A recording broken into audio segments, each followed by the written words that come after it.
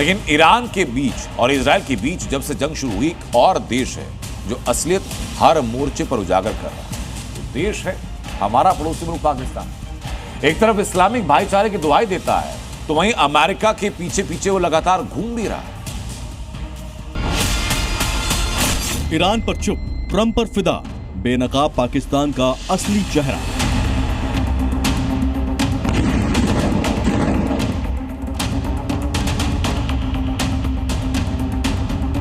ये पाकिस्तान है जिसके इरादों में इस्लाम है, नीतियों में अवसरवाद है। कुछ दिन पहले पाकिस्तान कह रहा था अगर ईरान पर हमला हुआ तो वो चुप नहीं बैठेगा, वो मुसलमानों के साथ खड़ा है, वो इजराइल को मुंह तोड़ जवाब देगा।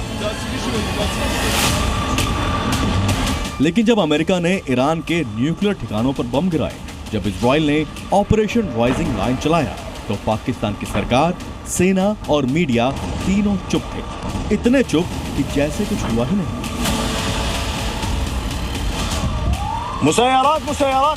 फिर कई घंटों बाद सिर्फ एक नपा-तुला बयान आया कि हर देश को आत्मरक्षा का अधिकार है, यानी पाकिस्तान की इस्लामिक भाईचारे की सारी ललकार खामोशी के दरिया में बह गई।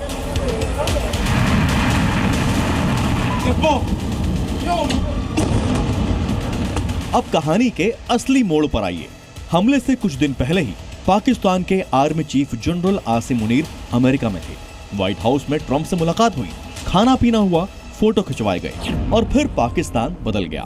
कमाल देखिए, ट्रंप को नोबेल शांति पुरस्कार के लिए नॉमिनेट करने की बात कह दी, ईरान के लिए बोलना बंद कर दिया, इजराइल के खिलाफ निंदा तो की, लेकिन बेहद संतुलित अंदाज में। मतलब जिसने ईरान पर बम गिराए उसे पाकिस्तान शांति का दूत बता रहा है। क्या यही है पाकिस्तान की मजहबी एकता?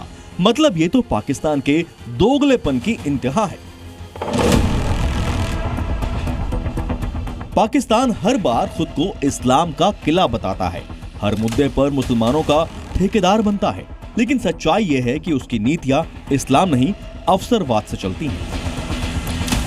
जब अमेरिका डॉलर देता है तो पाकिस्तान उसके सुर में बोलता है, और जब ईरान पर हमला होता है तो इस्लामी एकता जैसे गायब सी हो जाती है। जब बात पाकिस्तान की हो तो वहां के नेताओं की बड़बोली बयानबाजी का जिक्र ना हो, ऐसा हो ही नहीं सकता। पीपीपी अध्यक्ष बिलावल भुट्टो जरदारी ने जो बयान दिया, उसने पाकिस्तान की अंदरूनी दहशत और मानसिक हार को पूरी तरह बेनकाब कर दिया है। बिलावल भुट्टो ने इजराइल का अटैक की तुलना भारत के ऑपरेशन सिंदूर से कर दी। बिलावल कह रहा है कि जिस तरह भारत ने पाकिस्तान पर हमला किया था, उसी तरह इजराइल ने ईरान पर अटैक किया है। यानी पाकिस्तान पर अब भी कैसे ऑपरेशन सिंदूर का खौफ सिर चढ़कर बोल रहा है, यह बयान उसकी तस्दीक कर रहा है। सोचिए, जब इस्लामिक वर्ल्ड का एक देश इजराइल से लड़ता है तो पाकिस्तान भाईचारे की बात करता है, लेकिन जब वही देश अमेरिका के निशाने पर होता है तो पाकिस्तान खामोश रहना बेहतर समझता है ताकि अमेरिका नाराज न हो जाए।